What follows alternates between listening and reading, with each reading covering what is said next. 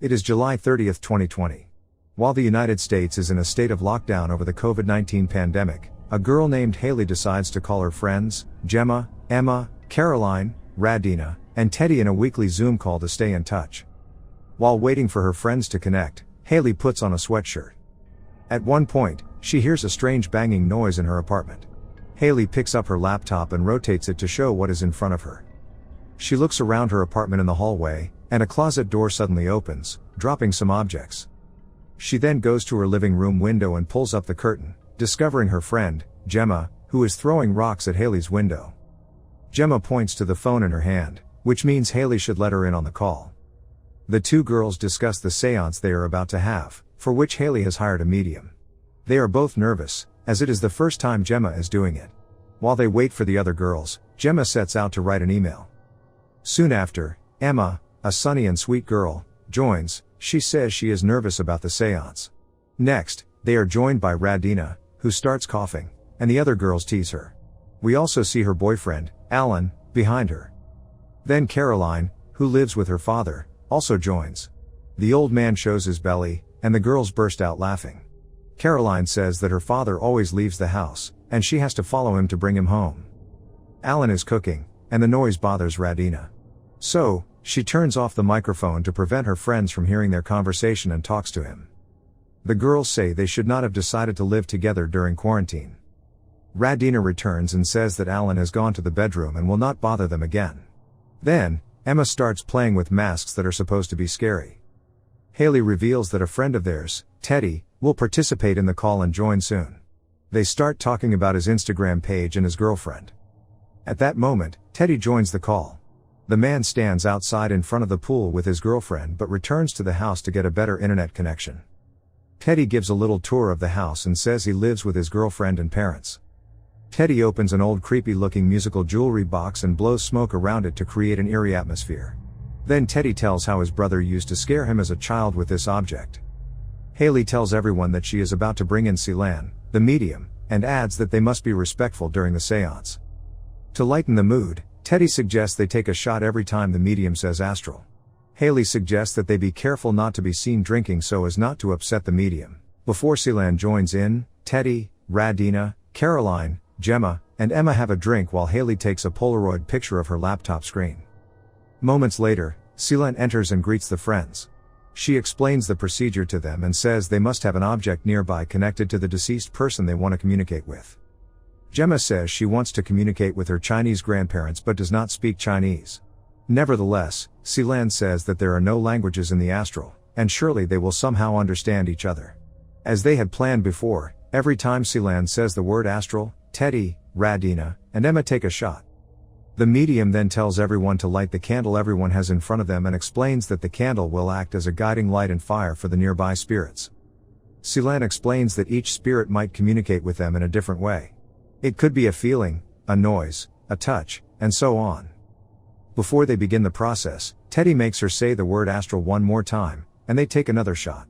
Silan says that since they are doing this on a Zoom call, they are less protected, so they have to respect the spirits. Silan then explains what they should do in case they are nervous and scared. They have to imagine that they have a rope around their waist that connects them to the astral. The moment they want to break the connection, they have to imagine that they cut it with a knife or scissors. Silan plays an attunement and says to imagine that they are in a circle. Suddenly Teddy's girlfriend comes in and interrupts him and laughs at this session. Then the girl blows out the candle and leaves the call, saying Teddy has to go. The situation is extremely awkward, but Silan says to concentrate and imagine themselves standing in a circle again. She then says to call the spirit out loud. Silan tells Radina that she noticed a light behind her moving. Then they hear a knocking sound. Silan tells the spirit to make the same sound again if they hear them. The knocking is heard again, and the girls are startled, but then it turns out that it is actually the courier who brought a package for Silan. Silan returns and says to continue the seance. Suddenly, Haley claims to have felt a hand on her shoulder. Then, Gemma screams and jumps up, saying that someone just touched her neck. Silan tells her to call the spirit to ask a few questions and see if she can think of a name. Gemma says she got in touch with a friend of hers, Jack, whom she had known since school. He had always been very kind to her but unfortunately ended up taking his own life. Gemma bursts into desperate tears, and suddenly Silan leaves the session. After that, Gemma peeks out from behind her hands, and they all see that she is actually laughing. The girls realize she has been lying and scold her for scaring them. Gemma says the seance was getting boring, and she wanted to lighten the mood. The girls decide to get up to go to the bathroom or take care of something else while waiting for Seelan to return.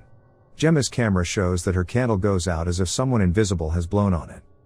When they return to their seats, Haley is angry with Gemma for not taking the session as seriously as she had asked, and they begin to argue. The discussion is interrupted when an unseen presence suddenly pulls Haley's chair back violently. The other girls are frightened and believe that Haley staged the whole thing, but she proves that the chair is completely normal. Haley insists that they must try to talk to the spirit present. Then, she hears a noise behind her back and goes to investigate, taking her laptop with her, but the apartment is empty. Caroline hears something and goes to find the source of the noise. She realizes that it is coming from the attic and does not want to go up there herself, so she puts the phone on a tripod and frames it as she stands at the bottom of the attic staircase. The girls see the legs of a dead body dangling in the attic and warn Caroline to climb down immediately. Terrified, the girls ask Haley to call Seelan immediately for help. Haley looks into the front room and points to something, asking if the other girls can see it. When they say they can't see anything, Haley takes a Polaroid camera and shows them that there is a dead body hanging from the ceiling, and suddenly Emma's glass breaks. At that point, Haley tries to contact Seelan and finally manages to talk to her by phone. Haley tells the medium about the scary things they are all experiencing. Seelan tells Gemma to ask Jack if he is the cause of all these things, but Gemma confesses that Jack is not real and that she made him up. Seelan tells them they should have respected the spirits and that this is not good because Gemma made up a person and created a mask. In this way, any evil thing can come through and start wearing this mask. According to Seelan, the spirit could be demonic because Gemma sent an open invitation. The medium begins to give them instructions on how to end the seance and get rid of the spirit. In the process, however, the evil spirit causes other disturbances, causing the lights in the girls' homes to turn on and off.